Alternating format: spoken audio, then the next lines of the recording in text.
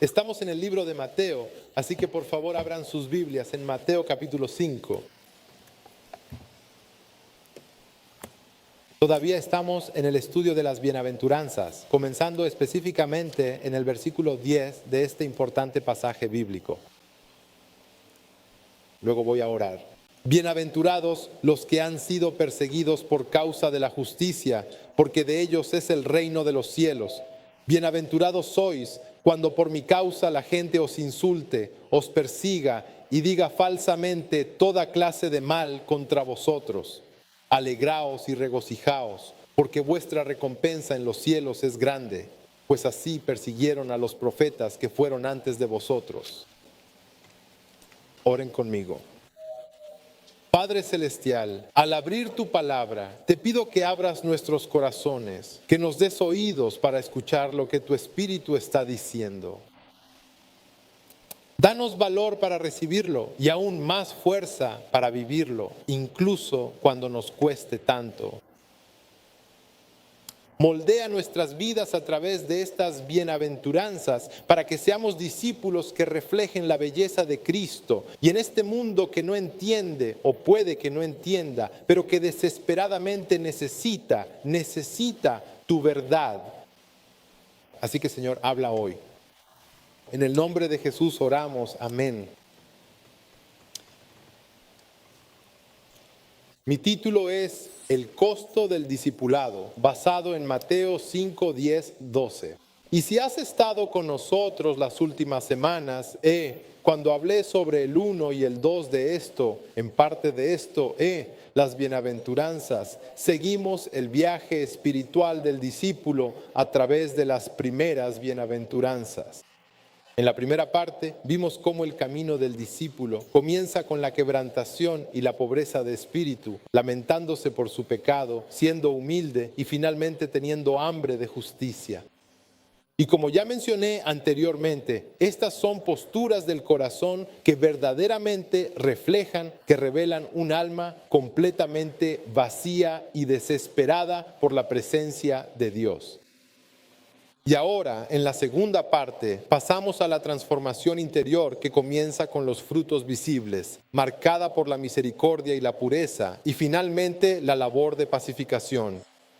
Y nuevamente, estas cualidades nos mostraron que un verdadero discípulo, el verdadero discipulado, no se queda solo en el interior, sino que también se expresa en las relaciones, en la integridad y en la sanidad cuando hay división.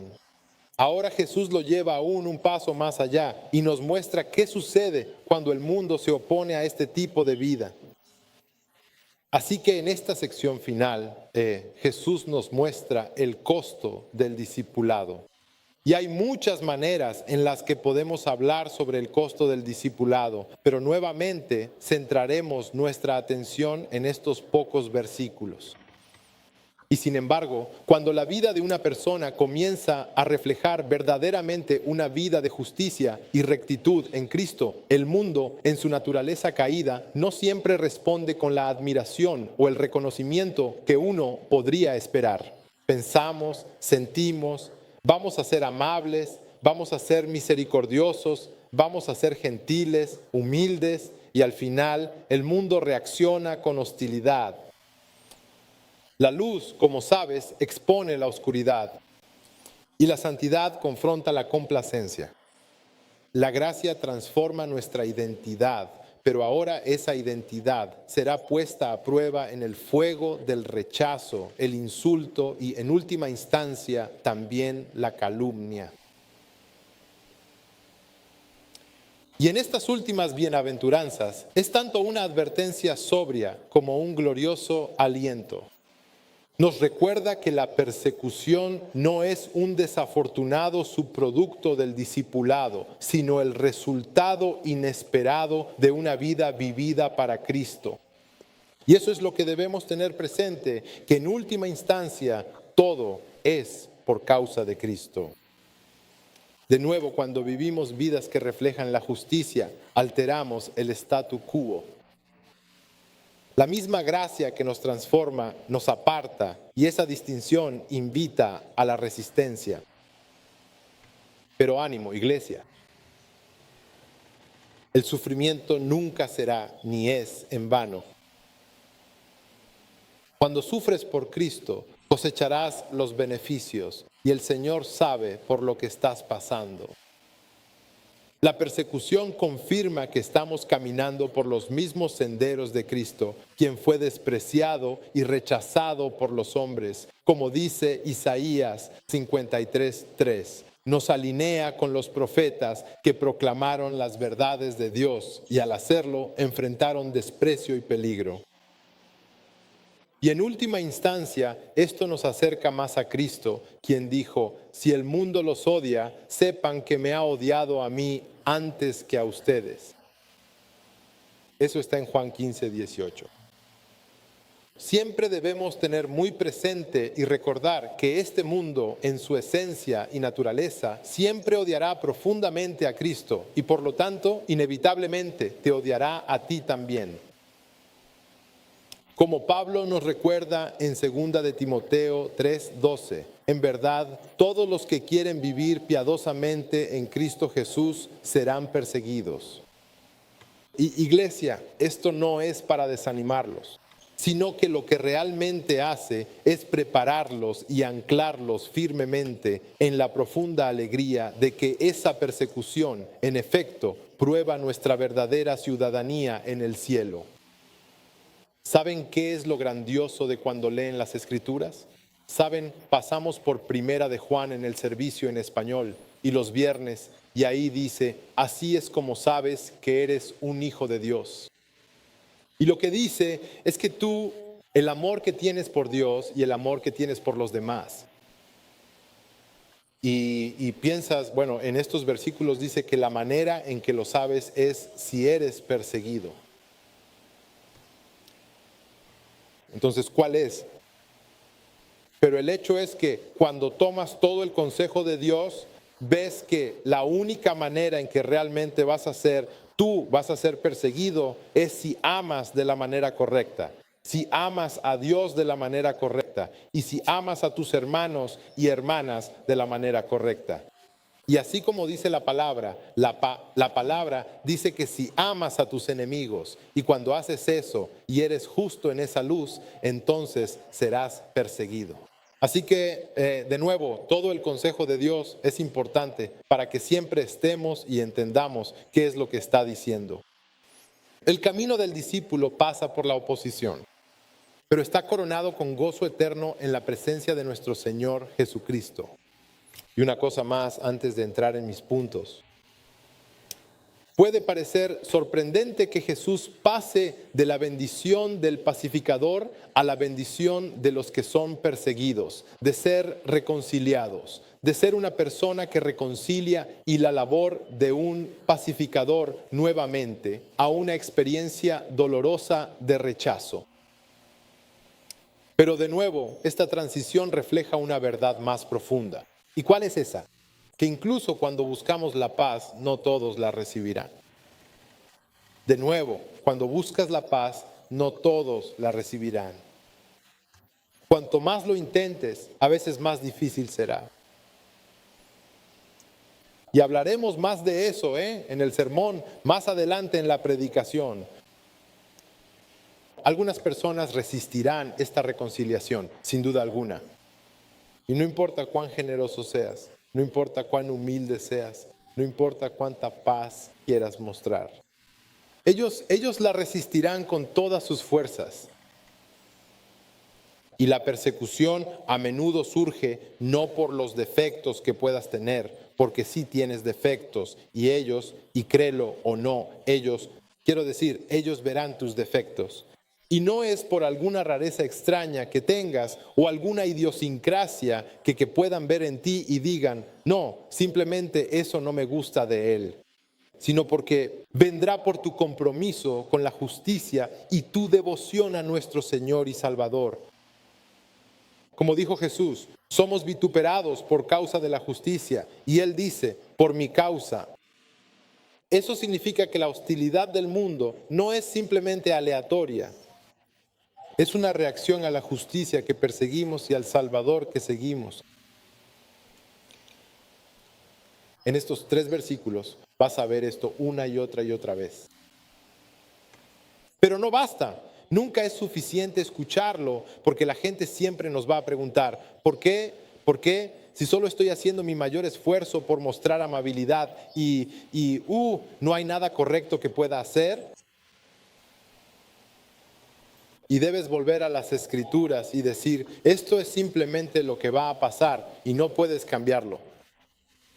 Solo necesitas hacer lo que Dios te ha pedido que hagas. Y en el fondo, la persecución es inevitable. Es una colisión inevitable de dos sistemas de valores opuestos, el reino de los cielos y el reino de este mundo. Siempre te dirán o juzgarán tus intenciones. Dirán, tú haces esto porque, y te atribuirán un motivo que es totalmente descabellado. Y tú piensas, ¿qué? Espera, ¿qué? ¿Cómo se te ocurrió eso?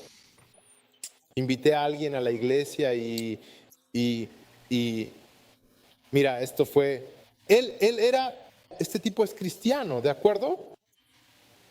Pero como soy de esta iglesia reformada y ya sabes, él sabe que soy calvinista y él dice, lo invité a Shepcon. Y me dice, y le digo, escucha hermano, Shepcon tienes que venir. Y él, ya sabes, deberías venir.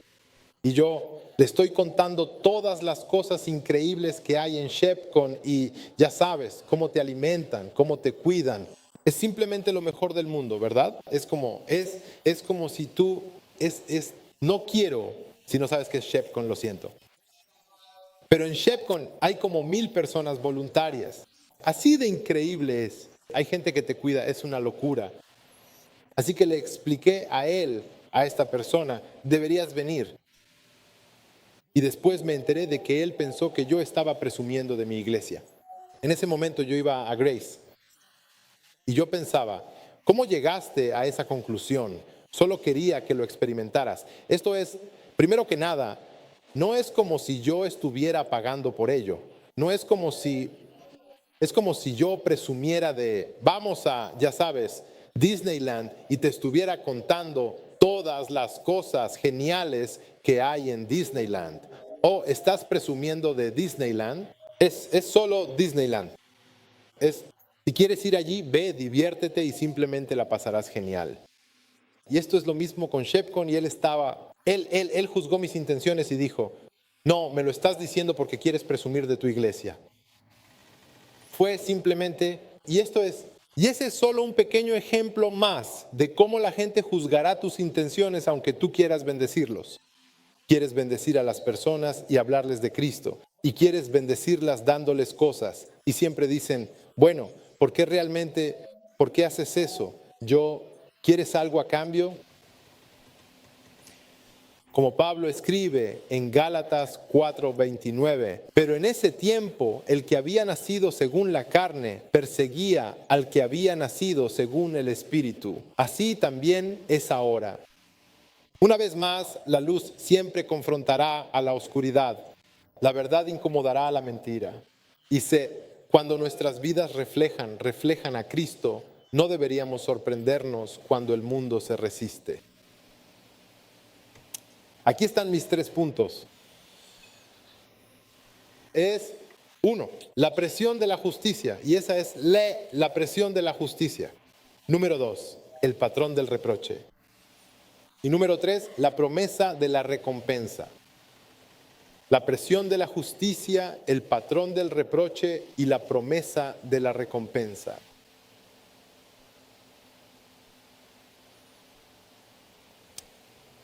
Primer punto, la presión de la justicia. Dice en el versículo 10, bienaventurados los que padecen persecución por causa de la justicia, porque de ellos es el reino de los cielos. Existe una gran relación entre la palabra sí y cuándo. Siempre les digo a las parejas jóvenes, y esto lo aprendí de Paul Washer siempre les dice que no es si vas a ser tentado, sino cuándo vas a ser tentado. Así que tienes que asegurarte de que te mantengas alejado tanto como puedas, así que no se trata de nuevo de sí, sino de cuándo. Así que necesitas tener cuidado. Y aquí, en esta parte, en este versículo 10, Jesús no dice si vas a ser perseguido, sino cuándo. En otras palabras, la oposición no es una posibilidad remota, es una expectativa presente para cualquiera que camine en justicia. Eso es claro. En un mundo que celebra el compromiso moral, las convicciones bíblicas a menudo destacan como la luz en una habitación oscura. Y como la luz, por su propia naturaleza, provoca una reacción.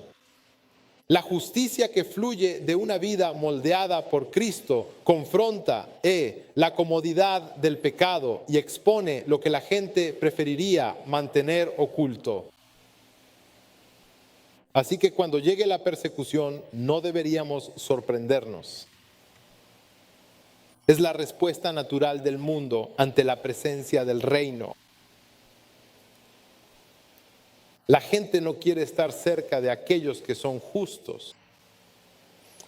La justicia provoca oposición porque no se mezcla con el entorno.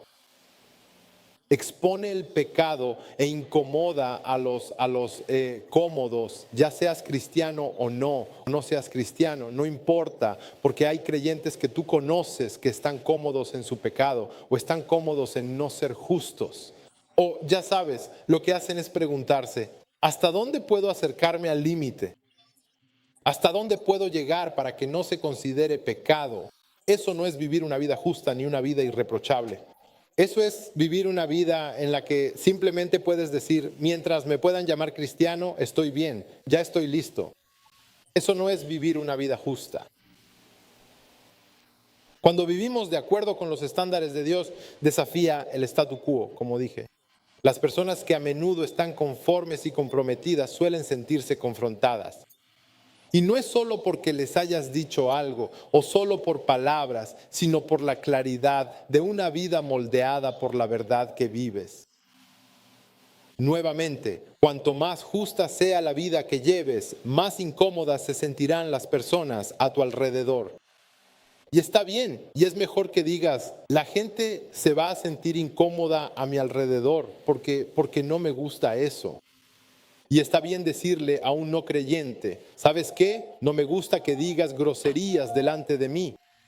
No es como, ahora, no lo dirías así y no le vas a gritar, pero podrías decir, hermano, o como sea, le hablas. Le dices, prefiero que no digas la palabra con F delante de mí. Y ellos dicen, ¿qué? Pero, sí, ¿puedes simplemente no hacer eso? Y yo lo he dicho muchas veces. Y en su mayoría, si son compañeros de trabajo decentes, dirán, lo respeto. Y lo harán por ti.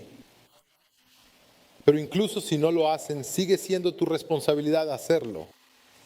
Como dijo Jesús en Juan 3, 19, 20, dice, y esta es la condenación, que la luz vino al mundo, y los hombres amaron más las tinieblas que la luz, porque sus obras eran malas. Porque todo aquel que hace lo malo aborrece la luz y no viene a la luz, para que sus obras no sean reprendidas.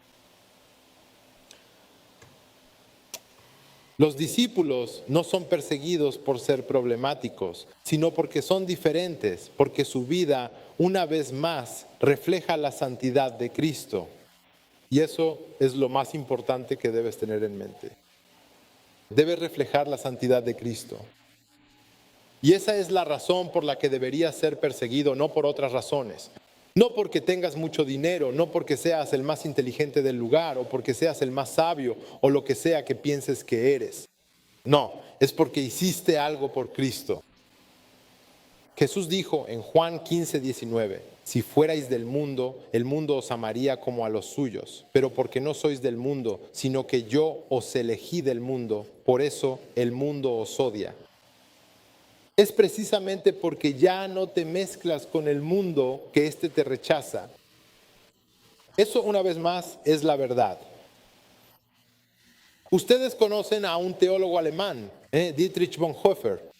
Él comprendió plenamente el alto costo del verdadero discipulado y debido a su postura inquebrantable y valiente contra el opresivo régimen nazi, fue lamentablemente llevado a prisión.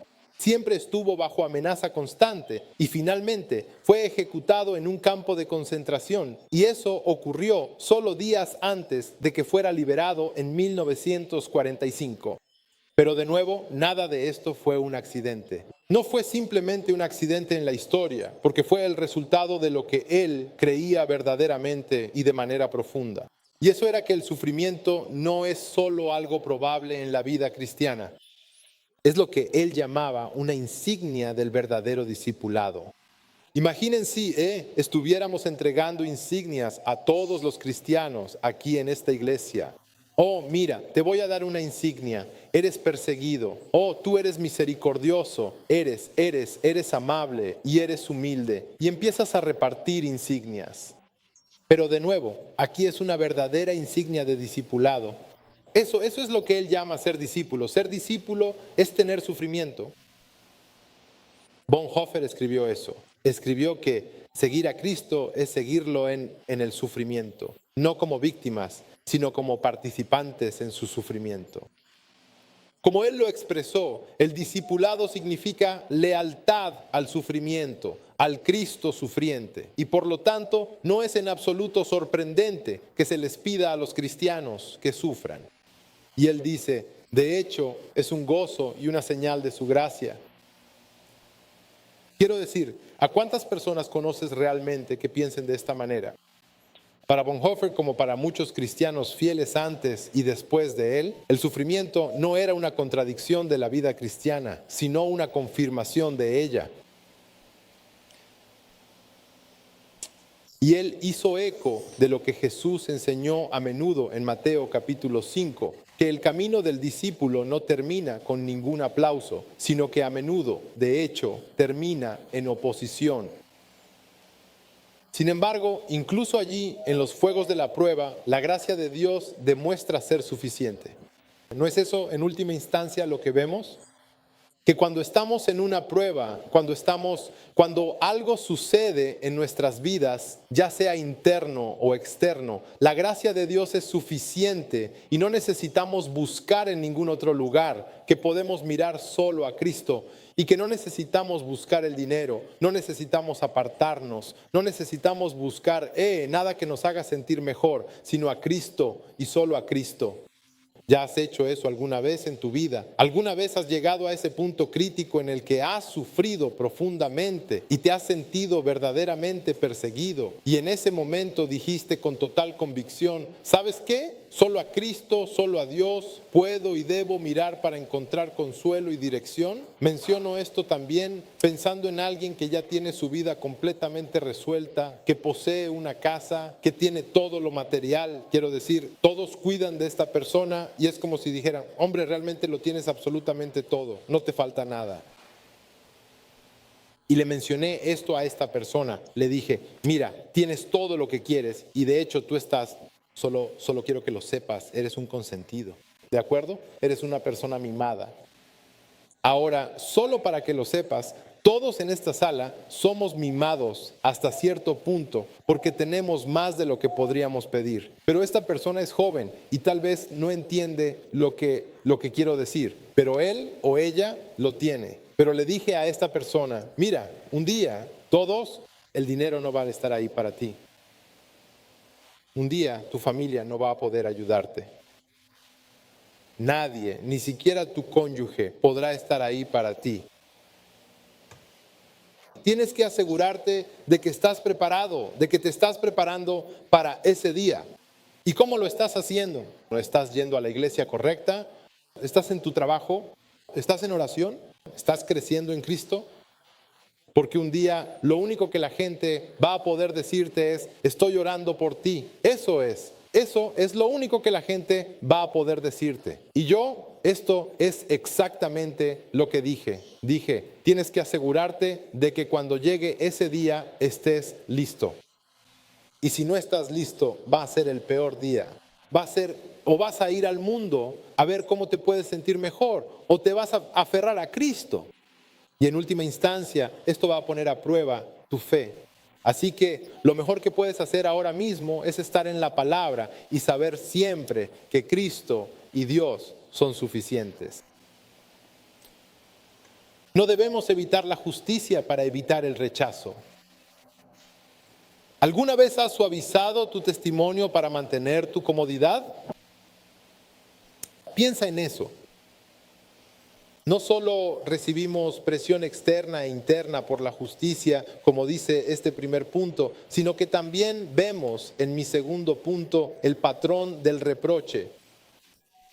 El versículo 11 dice: bienaventurados sois cuando por mi causa la gente os insulte, os persiga y diga toda clase de mal contra vosotros, mintiendo.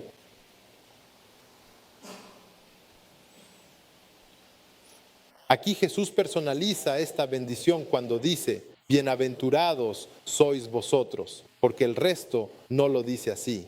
Ya no está hablando en términos generales, se dirige directamente a sus discípulos. Y esto no es una enseñanza abstracta, ni siquiera hipotética. Es una promesa profundamente personal. Jesús mira a sus seguidores, los mira a los ojos y les dice: ustedes, cuando sean insultados, rechazados, cuando mientan sobre ustedes por causa de mi nombre, son bienaventurados. Nuevamente, al hacer esto, Él afirma su dolor. Reconoce su fidelidad y les asegura que son vistos por o en el cielo. La bendición no es por el sufrimiento en general. No se sufre solo por sufrir. Eso no es para lo que estamos aquí. Pero el sufrimiento siempre debe estar específicamente ligado a la fidelidad, a tu fidelidad a Cristo. Si sufres por diversas razones, por tu pecado, y la gente está diciendo cosas sobre ti, ¿por qué la gente siempre habla mal de mí, siempre hablando? Y la gente dice: bueno, es que mira, siempre estás haciendo esto y siempre estás haciendo aquello. No, pero soy cristiano y la gente, eso es lo que me pasa y creo que soy una buena persona no. Simplemente estás siendo perseguido, entre comillas perseguido, porque eres egoísta.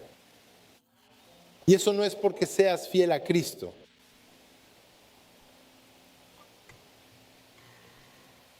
La Biblia es clara respecto a lo que dice sobre que la lluvia caerá sobre justos e injustos, sin importar lo que pase. Es simplemente recibirás la bendición. Algunas personas serán bendecidas, otras, ya sabes, los malvados prosperarán, dice la Biblia. Y luego la Biblia dice que que los cristianos sufrirán persecución y si eres malvado también serás perseguido, ya sabes. Hay maldiciones por todas partes, para los buenos y los malos. Pero aquí está claro que que tiene que estar ligado a tu fidelidad a Cristo. Entonces, se podría decir que no, ni siquiera cuenta. Y tu recompensa no está en el cielo. Como Pedro lo haría eco más tarde en 1 Pedro 4:14. Si los insultan por el nombre de Cristo, son bienaventurados, porque el Espíritu de la gloria de Dios reposa sobre ustedes. Cuando el mundo los critica, Cristo los honra. La oposición que describe Jesús no siempre es violenta, no siempre es física. A menudo viene acompañada de insultos, viene con calumnias e incluso exclusión. Y a veces puedes lidiar con los insultos. A veces, ¿sabes qué? Puedo soportar las calumnias. Di lo que tengas que decir sobre mí. Pero a veces la exclusión social, cuando la gente te excluye, eso a veces es lo que más duele. Y es el rechazo silencioso en una reunión familiar, o el frío silencio en el trabajo, o la distancia no dicha de viejos amigos. Esas son las cosas de las que hablo. A veces el costo de seguir a Cristo no es el encarcelamiento, sino el aislamiento. Jesús nombra estas cosas claramente, una vez más, no para desanimarnos, sino para prepararnos. Nuevamente, volviendo al libro de Primera de Juan y cómo se relaciona esto, ¿sabes cuando lees este libro, Primera de Juan? Si sabes algo sobre Primera de Juan, sabes, o incluso sobre la palabra de Dios, dirás: hombre, tenemos que hacer tanto como cristianos. Te está diciendo, si no haces esto y aquello, no amas a Dios. Si no haces esto, podrías llegar a la conclusión de que la salvación es por obras o la justicia es por obras si lo lees mal. Pero de nuevo, en el libro de Primera de Juan no está ahí para desanimarte respecto a tu salvación. De hecho, en Primera de Juan dice 5:13, estas cosas os he escrito para que sepáis que tenéis vida eterna o que tenéis una relación con Cristo.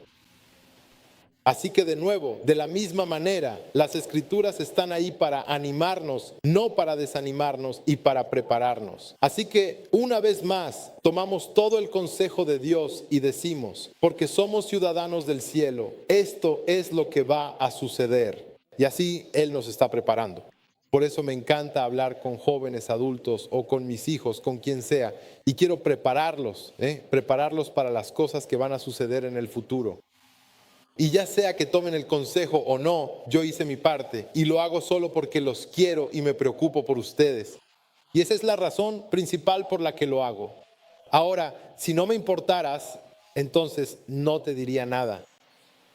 Siempre les digo esto también a los jóvenes adultos. Es como si si no me burlo de ti, es porque no me importas. Y es verdad, porque ni siquiera pienso en ti, si no te conociera, probablemente ni siquiera te diría nada. Pero como sí te conozco, quiero para los chicos tal vez endurecerte un poco para ver cómo, ya sabes, cómo ver si es como, si te lastimó un poco los sentimientos, entonces tal vez tienes que endurecerte un poco. Con las mujeres trato un poco, ya sabes, un poco diferente. Pero el punto es que lo hago porque quiero prepararlos a ustedes para el mundo que está allá afuera y el mundo está enfermo. El mundo es duro. Y cuando la vida te golpea y simplemente dices, no esperaba esto. Y muchos de ustedes que son jóvenes ya están lidiando con algunos de estos problemas. Y aquellos que son mayores pueden mirar atrás y decir, hombre, le doy gracias al Señor por haber pasado por eso. Pero ¿sabes qué? Ahora estoy preparado. Ahora, necesitas estar preparado para algo que podría ser aún mayor que lo que ya pasaste. Porque no es así como obra Dios. Si tuviste la vida más difícil de todas, cuando eras joven, y luego, vaya, ¿qué es lo peor que podría pasarme? Ya tuve la peor vida de todas. Oh, vaya.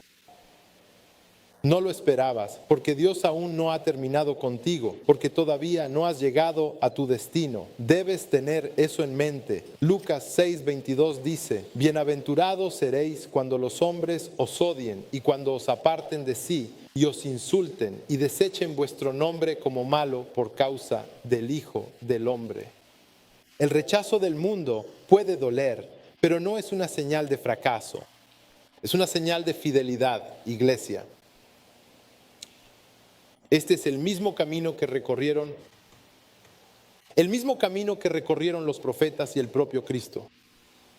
El versículo 12 nos recuerda que la persecución nos coloca en buena compañía y nos alinea con aquellos que defendieron la verdad en cada generación. Sabemos que los profetas fueron ridiculizados. Fueron amenazados y a menudo asesinados porque no quisieron comprometer el mensaje de Dios. Jesús, el profeta supremo, fue despreciado, rechazado y finalmente crucificado por aquellos a quienes vino a salvar.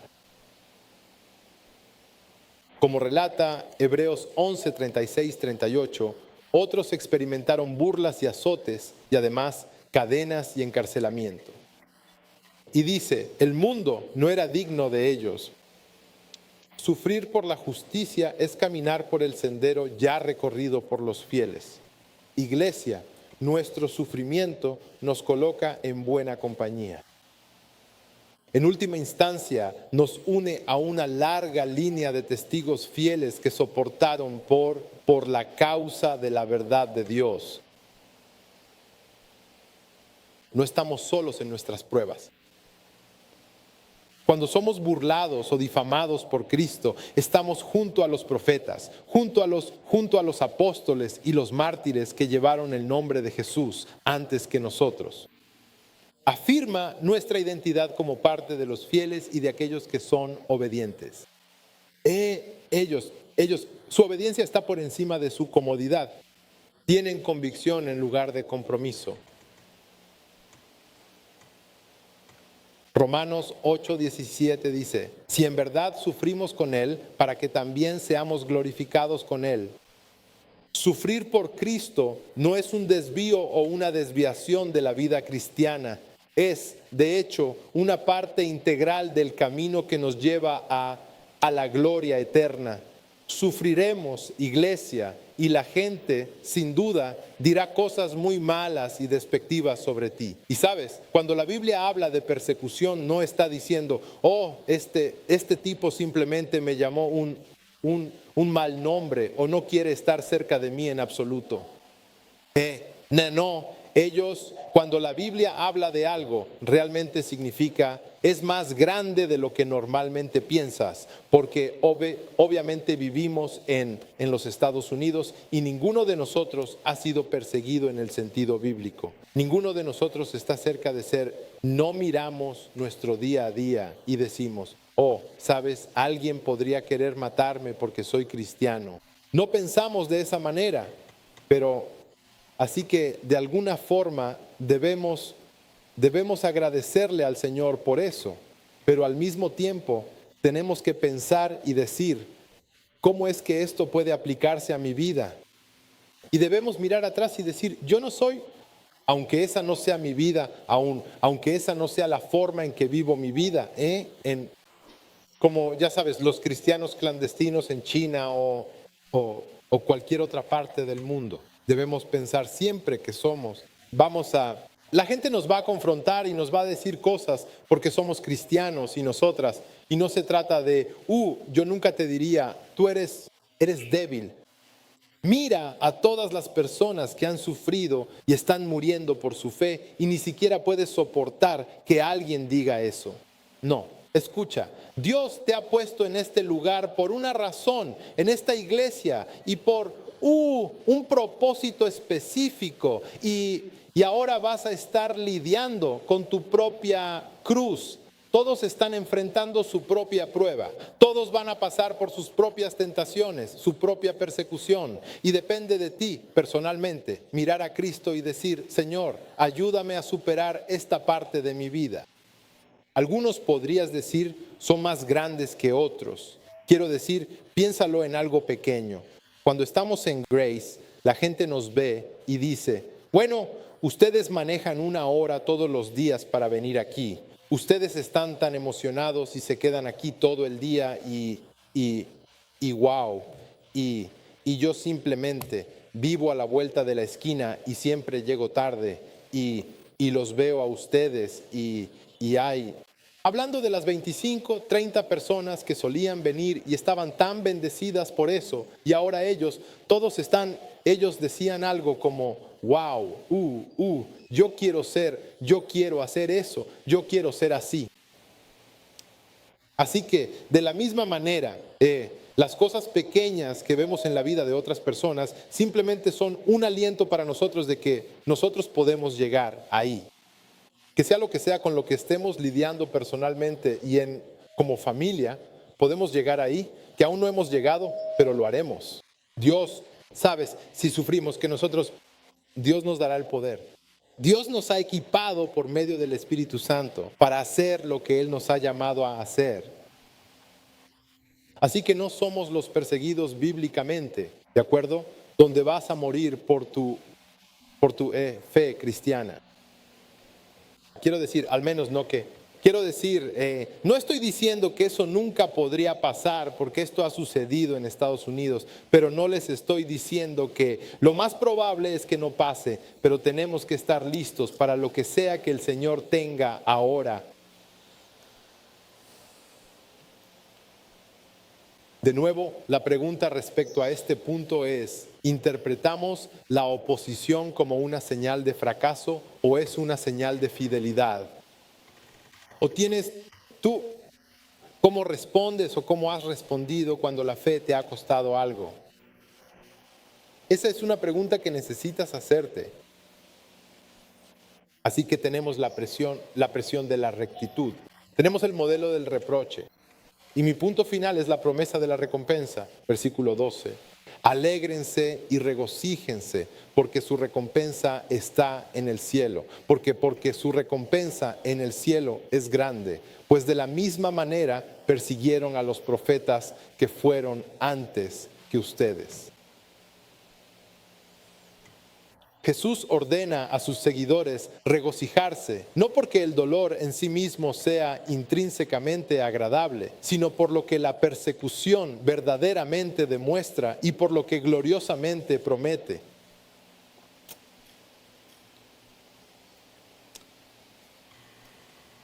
Demuestra que nuestra fe es real, que nuestras vidas llevan las marcas de Cristo y que realmente pertenecemos a su reino. Y promete una recompensa mucho mayor que cualquier cosa que este mundo pueda ofrecer. Sufrir por Jesús no es una pérdida. Podrías decir que es una inversión en la eternidad. Como Pablo escribe en Romanos 8:18, pues considero que los sufrimientos de este tiempo presente no son dignos de ser comparados con la gloria que ha de ser revelada a nosotros. La alegría no proviene de la prueba en sí, sino de la certeza de lo que hay más allá de ella. Aquellos de ustedes que han hecho cualquier tipo de, ya saben, maratón, correr, hacer ejercicio, sí, cuando estás corriendo un maratón y no ves el final, es una carrera interminable. Fuimos de excursión no hace mucho, no sé hace cuánto. Era la primera vez que hacía esa caminata y yo pensaba, ¿cuándo se va a terminar esto? Oh, Dios mío. Y yo estaba temiendo, ni siquiera temía la subida. Pensaba, hombre, estamos yendo tan lejos que ya estoy temiendo el camino de regreso. Y estoy pensando, oh, mis rodillas no van a aguantar esto de regreso, seguro.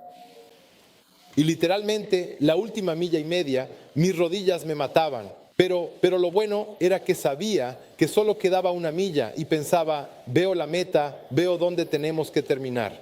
Y eso para mí podrías decir que fue alegría porque sabía que ya se acababa. Iba a terminar pronto.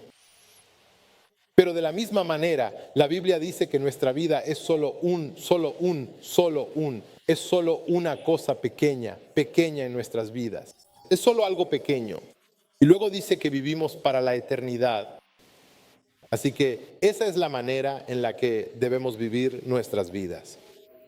Que aunque nuestro sufrimiento sea ahora y sea temporal, al final la inversión que hacemos es eterna. Nuestra recompensa no es simplemente algo que esperamos en un futuro lejano, sino que de nuevo nuestra recompensa comienza ahora.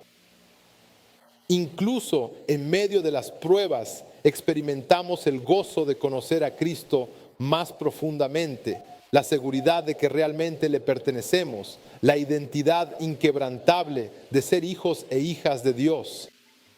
La presencia del sufrimiento que trae consigo es sorprendente estar cerca de Dios.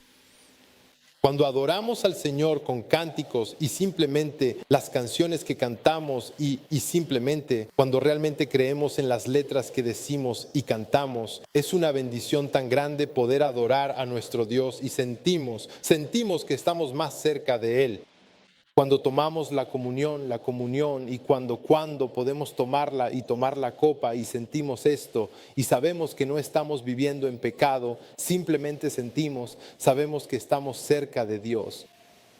Pero cuando tenemos que dejar pasar la comunión, cuando no podemos tomar el pan ni la copa, estamos lejos de Dios. Y así hay una recompensa verdaderamente significativa que tenemos cuando estamos aquí en esta tierra. Y esa recompensa es que sabemos con certeza que Dios nos escucha atentamente cuando oramos a nuestro amado Señor. No solo llega hasta el techo, llega directamente al glorioso trono de Dios, que incluso ahora no solo nuestra humilde oración llega al trono celestial, sino que incluso las Sagradas Escrituras dicen claramente que Cristo mismo está intercediendo continuamente por cada uno de nosotros individualmente. Qué bendición es saber lo cerca que estamos de nuestro Señor, de Dios, el creador del universo. Qué asombroso es eso. Y si continúas conociendo profundamente a Dios, te lo garantizo plenamente, te sentirás mucho más cerca de Él y por consiguiente lo amarás aún más con todo tu corazón. Y Él no te amará más, tampoco te amará menos. Él te amará igual, pero tú lo amarás de una manera diferente. ¿Sabes qué he notado? Había un tipo que venía regularmente a la iglesia y bueno, era una persona un poco dura en su trato, un poco brusca en sus maneras. Obviamente también era alguien bastante orgulloso de sí mismo y de sus convicciones. Y su presencia se notaba por su actitud. Y tal vez no le gustaban muchas de las cosas que estaban pasando. Realmente no me gustaron las canciones que estaban cantando. Realmente no me gustó, no sé, el estilo de predicación y eso es lo que él pensaba de la iglesia. Pasa el tiempo y dice, ¿sabes qué? Hombre, ¿sabes qué he estado notando? Hombre, la predicación ha mejorado. Y no solo eso, sino que ahora cantan los grandes himnos. Y además, simplemente parece un gran lugar. Y dice, ¿qué ha cambiado? ¿Sabes qué cambió? Tú cambiaste. No fue la iglesia la que cambió, fuiste tú quien cambió, porque en realidad nada había cambiado desde el principio, desde que llegaste aquí. Pero como tu corazón cambió y la manera en que mirabas tu amor por el Señor, entonces empezaste a ver las cosas de manera diferente. Pero ¿no es eso exacta? Eso es exactamente lo que pasa en nuestras vidas cuando no estamos cerca del Señor o donde necesitamos estar. Todo parece terrible. Entramos a nuestra iglesia y decimos, no veo alegría en esta iglesia, no veo críticas, veo esto y veo aquello. Pero ¿sabes qué? Todo eso no es más que un reflejo de tu propio corazón. Eso es lo que es. Cuando ves a las personas, porque yo entro aquí y escucha, yo no tengo, si te veo y veo lo bueno y veo lo malo, puedo decir todas las cosas buenas sobre ti, pero también soy capaz de decir, sabes, esto es lo que está pasando en tu vida y esto es, y lo divertido es que tú sabes que yo sé que sé muchas cosas sobre lo que está pasando en la iglesia. Pero cuando vengo aquí un domingo por la mañana, cuando vengo aquí un miércoles por la noche, solo veo la alegría que tiene la gente. ¿Por qué? Porque sí veo la alegría. Pero si yo no tuviera alegría, entonces estaría viendo a personas que simplemente no tienen alegría, como yo. Y eso es exactamente lo que sucede. Y es un patrón que se ha repetido. Probablemente va a suceder. Ha pasado en esta iglesia y va a volver a pasar. Y oro para que no te pase a ti. Siempre, la Biblia es clara, necesitamos examinar nuestro corazón. Mateo 5:12 dice, alégrense y regocíjense porque su recompensa en el cielo es grande. Y Pedro lo afirma en 1 Pedro 1:8-9, aunque no lo han visto, lo aman y se alegran con un gozo inefable y glorioso, obteniendo como resultado de su fe la salvación de sus almas. La fidelidad bajo prueba es evidencia de que realmente pertenecemos al reino. Cuando permanecemos firmes ante el ridículo, la presión y, ya sabes, la exclusión, esto revela que nuestro fundamento no está construido sobre la comodidad o la aprobación, sino, en última instancia, sobre Cristo mismo. Y recuerden, iglesia, la perseverancia en las pruebas no es lo que nos gana un lugar en el reino, sino que una vez más simplemente lo confirma. En Lucas 21:19, con su perseverancia ganarán sus almas, con su perseverancia ganarán sus vidas. Y Santiago nos recuerda en Santiago 1:12, bienaventurado el hombre que persevera bajo la prueba, porque una vez que haya sido aprobado, recibirá la corona de la vida que el Señor ha prometido a los que le aman. ¿Para qué recompensa estás viviendo? ¿Estás viviendo para la aprobación terrenal o estás viviendo para la alegría celestial? Necesitamos Cada día de nuestras vidas llegamos a decisiones. De hecho, nuestra vida se basa en decisiones. Cada decisión, algunas son más importantes que otras. ¿Quiero un descafeinado? ¿Quiero un café helado? ¿Quiero un café caliente? Quiero decir, todo se trata de decisiones, ¿verdad? Cada día, todo lo que hacemos se trata de decisiones. Algunas decisiones son bifurcaciones en el camino, lo que significa que si haces esto, tu vida será completamente diferente. Si haces aquello, sigue adelante. Las decisiones que tomamos siempre deben ser vistas a través del lente de ¿por qué estamos haciendo esto? ¿Lo estamos haciendo para la gloria de Dios? ¿Lo estamos haciendo por nuestras propias razones egoístas, por aprobación terrenal? ¿Lo haces solo por tu esposa? ¿Lo haces solo por tus hijos? ¿Lo haces porque simplemente se siente bien y es algo bueno de hacer? ¿O realmente lo haces porque es un mandato de Cristo y porque amas hacer cosas que son agradables para Él? ¿Es por eso que haces estas cosas? Pero Él dice, regocíjense y alégrense. Él dice, van a ser perseguidos, van a ser insultados, van a hablar todo tipo de maldades contra ustedes, pero regocíjense y alégrense. En conclusión, el camino del discípulo no es fácil, iglesia, pero está profundamente bendecido. Desde la pobreza de espíritu hasta la persecución por causa de la justicia, las bienaventuranzas describen un viaje que comienza con humildad y termina con una recompensa celestial. Y nuevamente, esta no es una vida de comodidad ni de aplausos. Es una vida moldeada por la gracia de nuestro Dios, anclada en Cristo y que a menudo será incomprendida por el mundo. Sin embargo, cada paso de este camino angosto nos acerca más al corazón de nuestro Salvador. Y al seguir este camino, no retrocedamos cuando se vuelva difícil. No perdamos el ánimo cuando la obediencia nos lleve al rechazo. En cambio, alegrémonos, porque la gracia no solo nos salva, sino que también nos fortalece para el camino que tenemos por delante. Como escribe Pablo en 2 Corintios 4:17, porque esta leve tribulación momentánea produce en nosotros un cada vez más excelente y eterno peso de gloria, muy superior a toda comparación.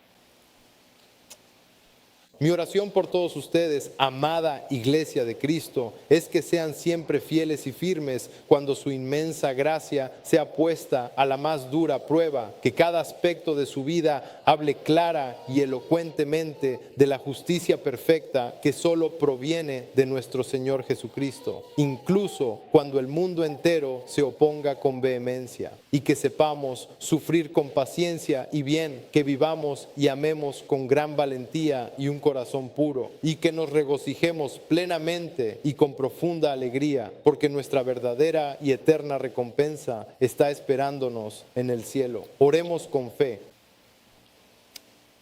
Señor, te damos gracias por recordarnos lo siguiente, que tú eres digno y que todo vale la pena. Sabemos que cuando el mundo nos rechaza, debemos mantenernos firmes. Cuando lleguen los insultos, sabemos que tú nos ayudarás a responder con gracia. Cuando suframos por la justicia, recuérdanos que somos bienaventurados. Señor, te pido que nos des un gozo que ninguna prueba pueda arrebatar, un corazón anclado en la recompensa que tú has prometido. Fortalécenos una vez más para vivir con valentía, humildad y fidelidad hasta que te veamos cara a cara. En tu nombre poderoso oramos. Amén.